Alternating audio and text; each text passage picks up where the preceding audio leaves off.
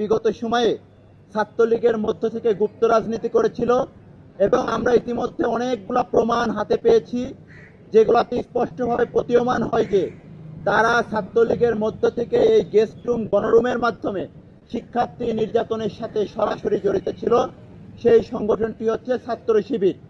তারা 5 আগস্ট পরবর্তী সময়ে তাদের রাজনৈতিক খোলস পাল্টিয়ে তারা একটি কৌশল অবলম্বন করেছে, যে কৌশলের মধ্য দিয়ে তারা নিজেরা যে নির্যাতন নিপীড়নের সাথে জড়িত ছিল সেটিকে এই ঢাকা বিশ্ববিদ্যালয়ের সব থেকে নির্যাতিত নিপীড়িত যে সংগঠন, যাদের রক্তে রঞ্জিত হয়েছে এই ক্যাম্পাসের মাটি বারবার, সেই সংগঠন বাংলাদেশ জাতীয়তাবাদী ছাত্র দলের নামে বিভিন্ন অপতথ্য, প্রোপাগান্ডামূলক এবং সাধারণ শিক্ষার্থীদেরকে বিভিন্ন সময় বিভ্রান্তি করার জন্য তারা গেস্ট রুম গণরুম ফিরিয়ে আনবে এরকম একটি প্রোপাগান্ডা 5 আগস্ট পরবর্তী সময় থেকে চালিয়ে আসছে। কিন্তু আমরা দেখেছি সম্প্রতি বেশ কিছু হলে ইতিমধ্যে তাদের গেস্ট রুম গণরুমের যে আমলনামা এবং যে হোয়াটসঅ্যাপ মেসেঞ্জার গ্রুপে তারা যেভাবে নির্দেশনা দিত শিক্ষার্থীদেরকে সরাসরি হুমকি প্রদান করত, সেই বিষয়গুলো কিন্তু ইতিমধ্যে সাধারণ শিক্ষার্থীদের সামনে সেটি নতুনভাবে চলে এসেছে।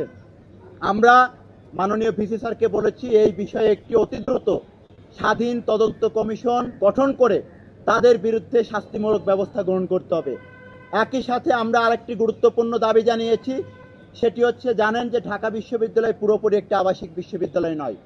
এই বিশ্ববিদ্যালয়ের প্রথম বর্ষের শিক্ষার্থীদের এই সিট দেওয়ার মাধ্যমেই কিন্তু বিগত দিনে গেস্ট রুম গণরুম সংস্কৃতি চালু হয়েছিল।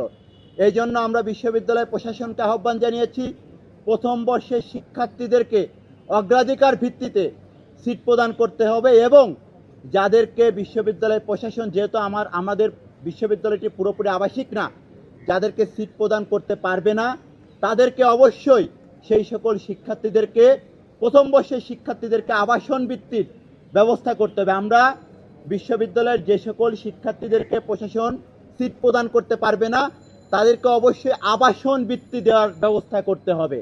তাহলে বিশ্ববিদ্যালয়ের যে সকল শিক্ষার্থীরা সিট পাবে না তারা যেন অন্যত্র তাদের আবাসনের ব্যবস্থা করতে পারে। আরেকটি বিষয় আমরা অনানুষ্ঠানিকভাবে কথা বলেছি, এটি খুবই গুরুত্বপূর্ণ একটি বিষয়। দেখেন, আমরা জানি যে বিগত অন্তর্বর্তীকালীন সরকারের অব্যবস্থাপনা এবং ব্যর্থতার কারণে সারা বাংলাদেশে শিশুদের মধ্যে হামের যে প্রাদুর্ভাব সেটি কিন্তু ছড়িয়ে পড়েছে এবং ইতিমধ্যে কয়েকশো শিশু কিন্তু এই দুনিয়া ছেড়ে আমাদেরকে ছেড়ে তারা কিন্তু চলে গিয়েছে। ঢাকা, আমরা জানি যে বিগত ফ্যাসিবাদী আমলে বাংলাদেশের স্বাস্থ্য খাতে একটি হরিলুট চলেছে এবং